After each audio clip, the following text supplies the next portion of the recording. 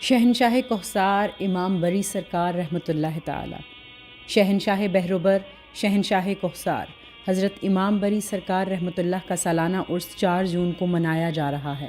اسی سلسلے میں لاہور سے اسلام آباد کا سینکڑوں کلومیٹرز پر محیط طویل سفر کرنے کے بعد ہم لوگ اسلام آباد شہر کو کراس کرتے ہوئے آخرکار اس سڑک پر آ گئے تھے جس کے اختتام پر میرا مرشد خانہ، جو صدیوں سے اپنی باہیں پھیلائے سسکتے سلگتے تڑپتے دکھوں کے مارے لوگوں کی خدمت میں شب و روز معرفت کا نور بانٹ رہا ہے۔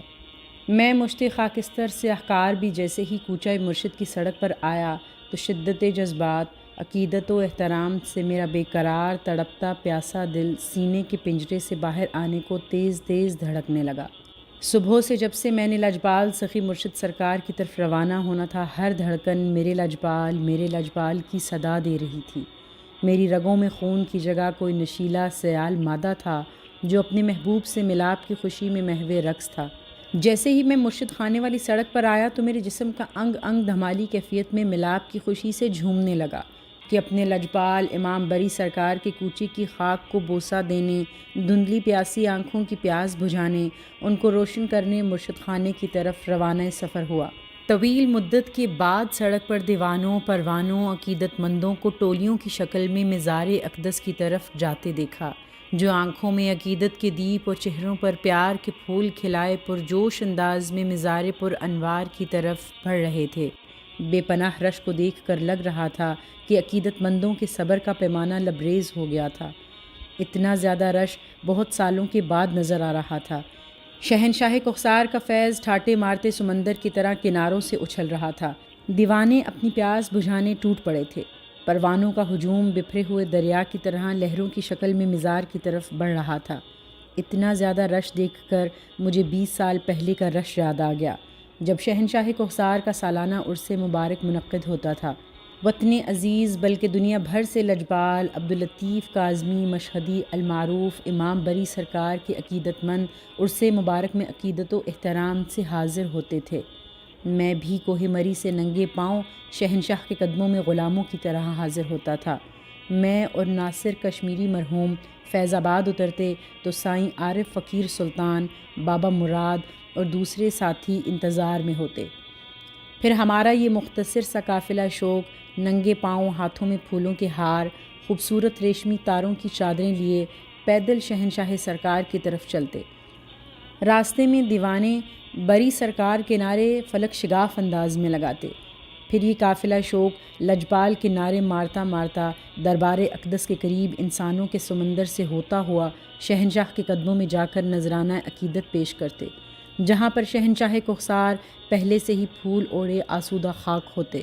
جا کر ہم بھی چادروں کے بعد پھولوں کی بارش کر دیتے، اگربتیاں روشن کرتے، چراغ روشن کرتے، ہر طرف پھولوں اگربتیوں کی خوشبو ہوتی۔ پھر کسی کونے میں بیٹھ کر سرکار کے مزار اقدس کو گھنٹوں دیکھتے رہنا، انگ انگ سے خوشی اور سرشاری پھوٹتی۔ مرشد خانے پر بیٹھ کر لگتا جیسے ہزاروں ڈرم پاکیزہ شراب کو پی لیا ہے۔ خوشی، سرشاری، نشہ، سرور، کیف انگیز سرور آمیز لہریں مزار اقدس سے نکل کر ہماری پیاسی بنجر روحوں کو سیراب کرتی۔ ہم دنیا و مافیہا سے بے خبر شہنشاہ کے قدموں میں زیست آمیز لمحات کو ظاہری باطنی طور پر انجوائے کرتے۔ میں انہی خیالوں میں غرق تھا کہ اچانک مزار پر انوار کے سامنے والی سڑک پر آ گئے تو ماضی کے مدہوش کن خیالوں سے نکل کر حال میں آ گیا۔ سامنے دیکھا تو کوہ مری سے آئے میرے میزبان جلیل اختر عباسی اور حافظ محسن صاحب ہاتھوں میں خوبصورت دلکش ریشمی چادریں، گلاب موتی کے پھولوں کے ہار اور گلاب کے تازہ سرخ پھولوں سے بھرے ہوئے شاپر لیے کھڑے تھے۔ جلیل عباسی کی نظر جیسے ہی میرے پر پڑی، اس کی آنکھیں آشنائی کی چمک سے اور بھی روشن ہو گئیں۔ تیزی سے ہماری طرف لپکے، میرے ہاتھوں کو پکڑا، چوما، آنکھوں سے لگایا۔ گلوگیر سرشار عقیدت برے لہجے میں بولا، آئیں جناب، آپ ہی کا انتظار تھا۔ کسی دوست نے محکمہ اوقاف کے عملے کو کہہ رکھا تھا۔ گاڑی کو روکا اور پھر ہم چاروں پھولوں کے ساتھ سخی لجپال کی طرف بڑھنے لگے۔ ہر قدم نشے، مستی، سرور میں مست، میں اپنے آقا شہنشاہ مالک کی خدمت میں غلاموں کی طرح حاضری دینے حاضر ہو گیا تھا۔ تھوڑا چلنے کے بعد ٹھہر گیا۔ شہنشاہ کے سبز گنبد پر نظر پڑی تو کافوری برف کی ڈلیاں میرے ظاہر باطن کو آسودگی، ٹھنڈک سرشاری سے ہمکنار کرنے لگیں۔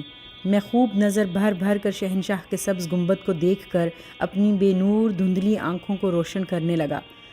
دائیں بائیں دیکھا تو عقیدت مند پروانوں کا سیلاب مزار کی طرف رواں دواں تھا۔ لجپال کی عقیدت مندوں کو دیکھ کر دل میں خیال کا شگوفہ پھوٹا کہ میں گلاب کی پتیاں بن کر ان دیوانوں کے قدموں سے لپٹ لپٹ جاؤں۔ یہ میرے شہنشاہ میرے لجپال کے مہمان ہیں، ان کے ننگے قدموں کو آرام دوں، سکون دوں۔ یہ میرے لجپال کے دیوانے پروانے ہیں۔ روح خوشی سے جھومنے لگی، جسم کا ایک ایک بال شراب طہور میں مست سرشار ہونے لگا۔ میں سرکار کے کوچے میں ایک ایک سیکنڈ کو انجوائے کر رہا تھا۔ پھر آگے بڑھے، جا کر مسجد میں نماز اور شکرانے کے نوافل ادا کیے، پھر دھڑکتے دل کے ساتھ شہنشاہ کے مزار کی طرف بڑھے۔ قبر شریف کے قریب پہنچے تو دل آویز منظر، سرکار شیشے کی دیواروں کے اندر ہمیشہ کی طرح پھول اوڑے سو رہے تھے۔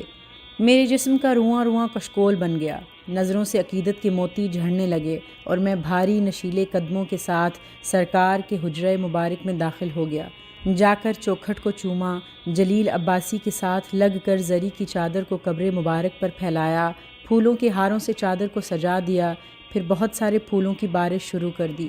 پھول برسانے کے بعد غلام بن کر ہاتھ جوڑ کر سخی لجپال کے در پر کھڑا ہو گیا اور اس مادی دنیا سے کٹ کر رنگ و نور کے سیلاب میں شامل ہو کر دوسری دنیا میں غوطے کھانے لگا، جہاں پر نشہ، سرور، مستی، سرشاری تھی اور لجپال کا فیض، نور کی برسات اس قدر کہ آنکھیں کھل گئیں۔ تو سرکار کی چادر کو چوما اور سیدھا کیا تو لگا شاید روح جھومتے ہوئے جسم سے نکل جائے گی۔ پھر لمحے صدیوں میں اور صدیاں لمحوں میں بدل گئیں۔ خوب روحانی پیاس بجھانے کے بعد باہر آ کر ہاتھ جوڑ کر بیٹھ گیا اور درخواست کی، اے میرے شاہا، میرے شہنشاہ لجپال، اگر آپ اس کوئلے سیاہ کار پر نظر نہ کرتے تو میں آج بھی منکرین روحانیت جیسی بنجر ویران زندگی گزار رہا ہوتا۔ آپ میرے لجپال شہنشاہ، جنہوں نے ایک نظر سے باطن کے اندھیروں کو روشن اجالوں میں بدل دیا۔ پھر شدت جذبات اور عقیدت اور تشکر سے میری آنکھوں میں موتی جھلملانے لگے اور دل کی دھڑکنوں سے آوازیں آنے لگیں، میرے لجپال، امام بری سرکار جیسا اور کوئی نہیں ہے۔